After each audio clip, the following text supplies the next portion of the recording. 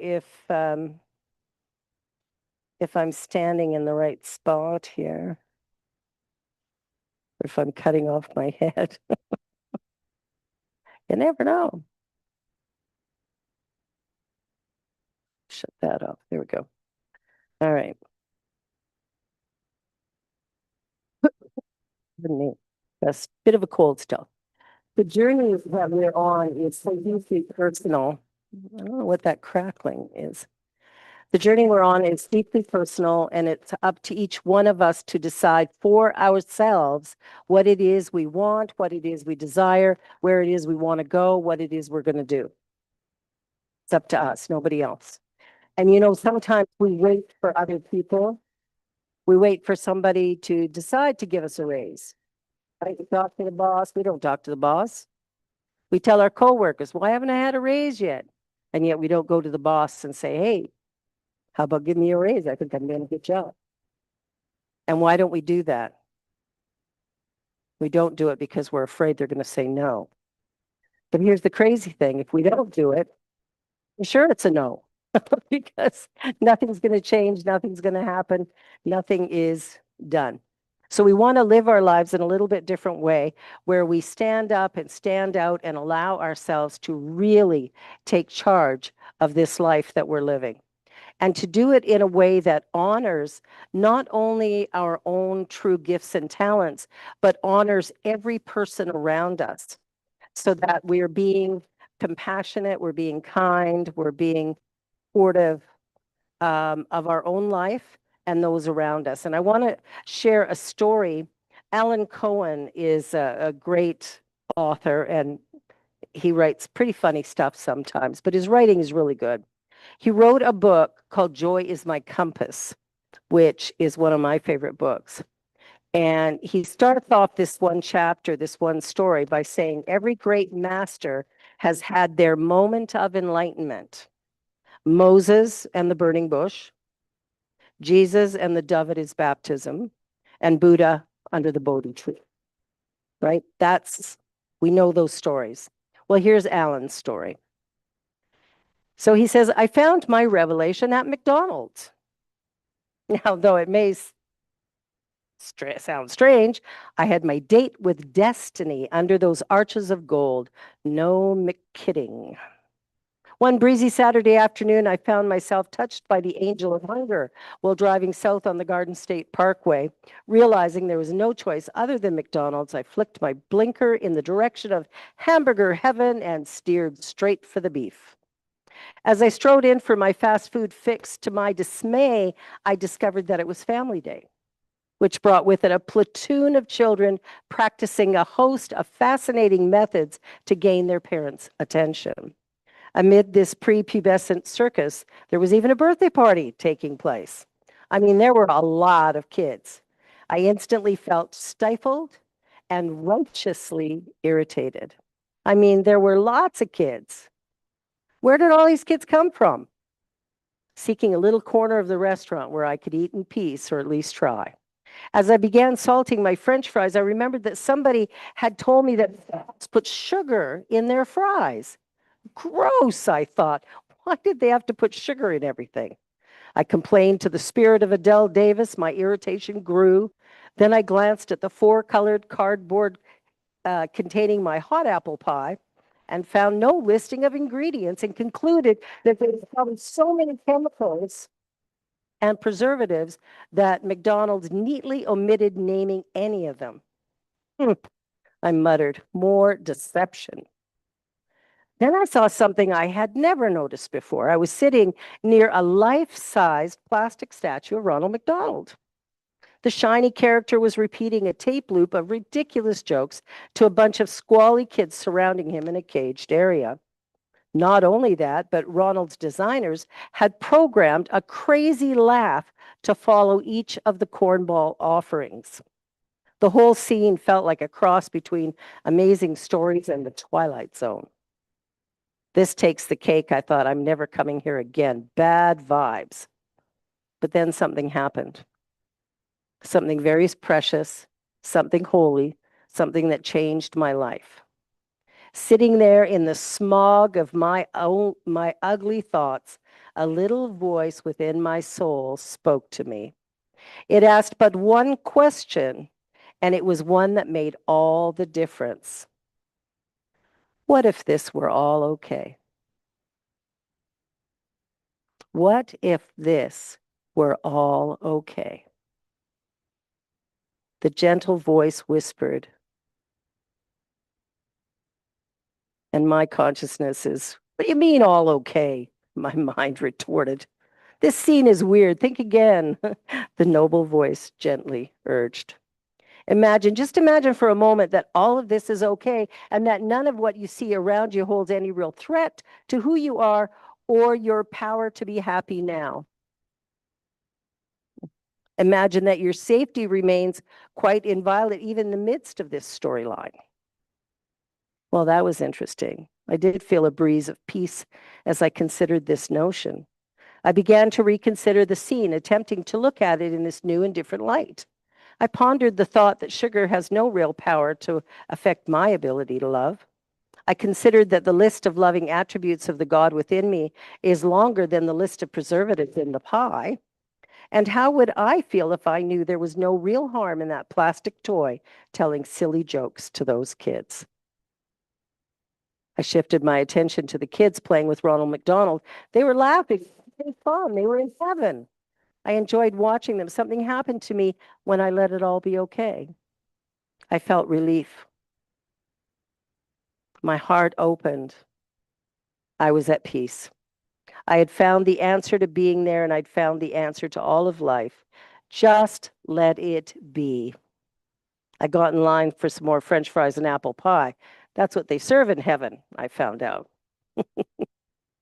So the idea is, I mean, even as we came in here today and things weren't quite as we had expected them to be, we sometimes can get all flustered and caught up and get challenged by the situation that we find. But the other opportunity is just to go, what if it's all okay? What if I just let it be? Like my daughter taking my van and driving into a parking space and catching the rear bumper or the rear side panel and crunching it up. What are you going to do about that? And I know some people would yell and scream and carry on about it, but the reality is it's a car. It can be repaired. Of course, she's dinged a couple other things on the car. But, that's what happens when you're teaching somebody new to drive. They just create a little challenge with your vehicle. The idea of living out loud is about being really present with what is, being present with who you are, who you really are, and to be present with those around you in the same way. So what we want to do is we want to stand in our power. We want to be who we are, and we want to honor everybody else's path, whether we agree with it or not. That's tough, isn't it? Because sometimes we don't agree with it. Sometimes we look at people and go, why would you do that? Well, they probably have a reason. And it might not be something that you're okay with or comfortable with, but truly, it's none of your business because you can't affect it. See, we don't have the power to change somebody else's life. We only have the power for ours. And if we're going to live out loud, if we're going to live large, if we're going to laugh and sing and dance and be what God created us to be, then we are going to stand in who we are, not who we think our neighbor wants us to be, or our spouse wants us to be, or our parents think we should be or do. We have to find our own heart space in order to do this. And when I look at the Pride celebrations, what I love about drag, and I do love going to drag shows and stuff, and what I love about it is this bold and beautiful and outrageous way that these women show up living loud and proud for who they are and what they love to do. And so I think when we look at people from a new place, even somebody homeless on the street, somebody houseless, What are our judgments about that? And can we take that back and instead look at our own life and go, here's what I'm doing, here's where I'm at. The ideal life is the one you were born with. And what we're trying to do here is find our way back to that. Not so we can go back to crawling and wetting our diaper, but rather, well, that might happen later. But what we might want to do is get back to a place of going, who am I before I shut down? Who am I when I'm not looking at somebody else for approval or acceptance? And what I love about the whole Pride festival and Pride events is it's really about the LGBTQIA plus community standing up and saying, see me, I'm here. I'm here and I'm not going anywhere. I'm here. It's okay that I'm here. Okay that I am the way that I am. These are the things there's a quote here from The Science of Mind. The thought of God must be the cause of all that really exists. The thought of God is the cause of all that really exists. And as there are many existing things, there must be, people keep phoning me, there must be many existing things, there must be many thoughts in the mind of the infinite. This is logical to suppose for an infinite when would necessarily conceive an infinite ideas. Did we get that? An infinite mind would necessarily conceive an infinite. So all of us are some part of this bigger idea. And sometimes the greatest act of revolution is self-expression. I mean, think about it. When we're hiding, when we're pretending, when we're trying to get people to like us, when we're performing for the crowd in front of us, rather than actually doing and being exactly who we are and what we want to be, we've sold ourselves short. We've betrayed ourselves. And it's time that we look in the mirror and go, who I am is fine. Who I am is created, perfect, whole, and complete. The creativity of drag and ballroom culture is a clear example of divine expression. Spirit empowers us to be resilient. Think about your life for a minute and think about the moments when like something happened that was really, really bad, really terrible. And then we get up the next day and we keep moving, whether we want to or not. We get up the next day and we do something different or we do something the same, but we get up and we keep moving. And we do that in a breath every day. And I remember watching Sleepless in Seattle, and he, when asked how he's doing, he said, well, I get up in the morning and I remind myself to breathe. And I get out of bed. And that's what it is. Moment by moment, day by day, we only have now. And if we're going to live out loud and live proud and live the full natural expression of who we are, then we have to do that from this space, not from pretense, not from acting, not from projection, but from a place of inner resolve that who I am is enough. Who I am is perfect, whole, and complete. Who I am brings something to the world right now that is essential, that is important, that is beautiful. So one of the comments here is, spirit empowers us to be resilient, to bounce back from setbacks, and to thrive in the face of adversity. In the heart of ballroom culture, resilience shines as a beacon of strength and perseverance. Every strut down the runway, every fierce performance, and every unapologetic display of self-expression is a testament to the indomitable spirit of those who participate. Resilience isn't just a trait, it's a way of life.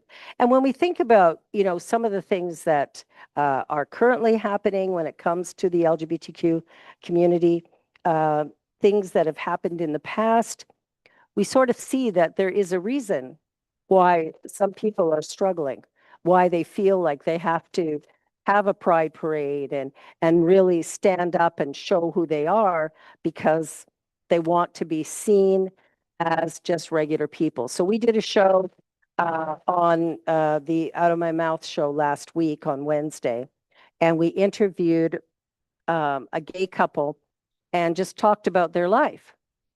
Well, their life was no different than my life with Pierre. They just, they work, they've built a home together, they've been together for over 20 years, they have a happy, loving life, they make each other laugh, they enjoy each other's company. Sounds kind of like the life I'm living. So, why is it that we've decided because somebody does something a little bit different that somehow it's weird or odd or it's just different than what we're doing? So it's time for us to sort of I guess one of the big things would be to uh, put our nose back where it belongs. It's on our face. It's in our center of awareness here in our head. Let's put our attention here rather than here. Let me figure out who I am without judgment, with compassion and kindness. Let me allow myself to be with you regardless of whether I like you or agree with you or think you're doing things right. But can I just be with you? Can I just stand with you as you are? Whether you're in a good mood, a bad mood, a sad mood, a grieving mood, or a joyful, excited one. Can I just be with you with that? And this is the question we're being asked right now. And I think Pride Month is such a great example of reminding us to be proud of who we are, to stop hiding, to stop pretending, but to stand in the knowledge that we were created in a way that's absolutely perfect. One of the things that I read this week was about the spirit of resilience. And resilience is that sort of coming back from, it's not pretending something bad didn't happen, but it's about being aware of it and kind of breathing into it and accepting that it is what it is, and then allowing yourself to take that step, allowing yourself to go, one more day, one more thing. Like, I can do this. I have within me the strength, the ability to do this one more time. So let me just take another step. So I was reading, let's channel the vibrant energy of this culture as we celebrate our uniqueness and resilience. Spiritually, resilience is the ability to face challenges with grace, rise above obstacles, and keep moving forward no matter the odds. Deja is a perfect example of somebody who just keeps moving on. We came in this morning, there'd been a big party here yesterday, so the place was a little different than normal. And what does Deja do? She gets to work. She gets to work and she makes things happen. And here we are. We actually were able to have a service today. I was kind of wondering if it was going to happen at all. So we want to tell ourselves, I am resilient. I am ready to face the world no matter what. I am resilient. And this mindset not only helps us overcome any personal challenge, but it actually sets us up for like a great bit of success. Because if we're telling ourselves constantly, I am resilient, the power of the I am, right? I am that I am, another name for God. So when we really own that idea that I'm resilient, when we own the idea that I am unique, when we own the idea that I am special, just like everybody else. Then we begin to live from a new place. And that actually is really, really exciting. So we have a call to action, and this is perfect right now for Pride because, I think what we should do is have a gathering, and I mean, I'm having a gathering in 2 weeks, right? So at that gathering, you could come dressed in your greatest self-expression. What does that look like? Hmm. So come dressed, in something dazzling or bold makeup or elaborate costumes, or maybe it's shorts and a t-shirt.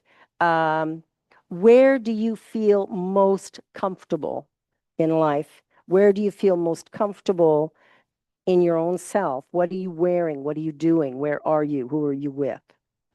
I want you to think about that and allow yourself to really stand in your authenticity and let the world see you for who you are. Anybody ready to consider that? It's kind of a big one because I don't think we really know who we are yet. That's part of the reason we're coming to a place like this. We're trying to discover things that will help us to be happier. And happiness is, well, joy is a natural part of who we are. We are, in fact, divine, joyous beings. Joy is a natural attribute, and it comes up and shows itself when we allow ourselves to be present in who we actually are, when we're in a place of accepting our life and accepting the journey. So today, I just want to invite you to think about who you really are and allow yourself to celebrate who you really are. And if you can't remember who you really are, I want you to just think about a time in your childhood when you were having a lot of fun. And my dog reminded me of mine, and that's jumping in mud puddles, making mud pies. I forgot about making mud pies. Did you ever make mud pies? Mud pies were the best. Yeah, Lana knows. Mud pies were the best. And just playing in the mud. And I could get why the dog was so happy. I was not so happy to have a big hole in the backyard instead of grass, but she was really happy in the mud. And then when we put her in the bath, she was happy too because all that running water spraying all over her, she's like, woohoo, give me more.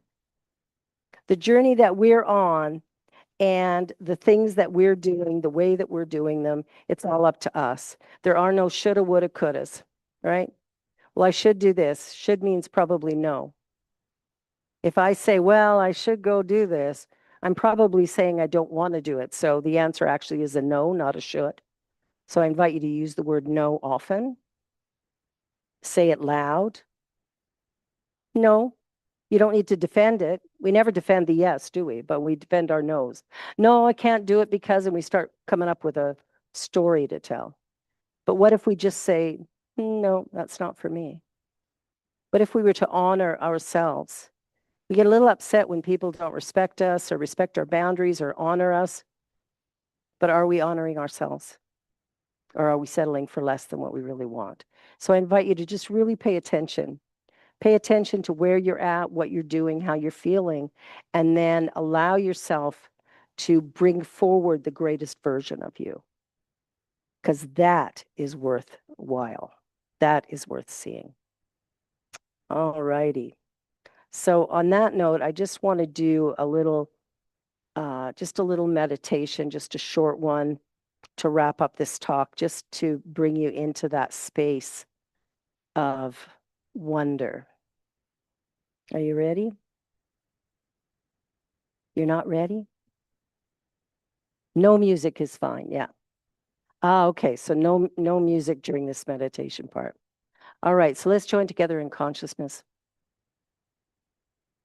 Hmm. So I quiet my mind and I relax my body, and I invite you to do the same. Just sit comfortably in your chair. Feel this on the floor, supported. Be straight. Imagine the flow of energy that's always there, moving up and down the spinal column, bringing that energy to all areas of the body.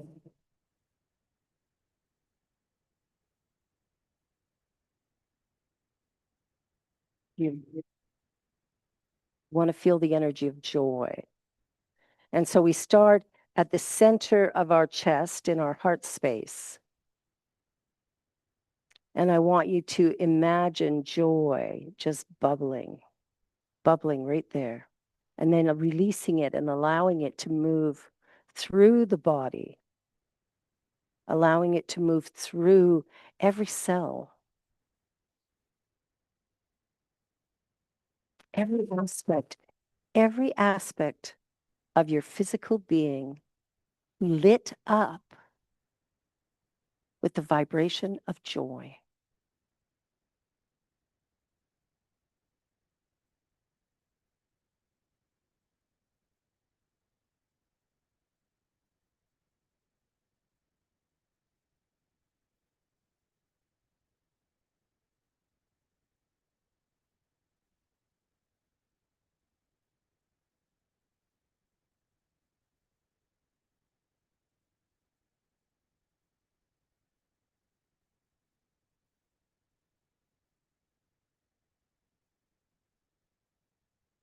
This is the place I choose to live.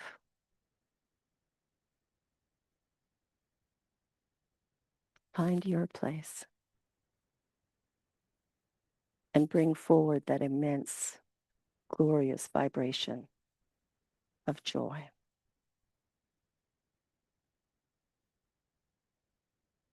So I invite you to take a deep breath in.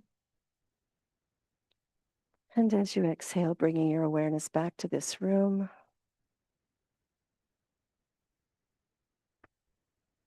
And maybe we'll have a piece of music now, Deja. That first song that we were going to do.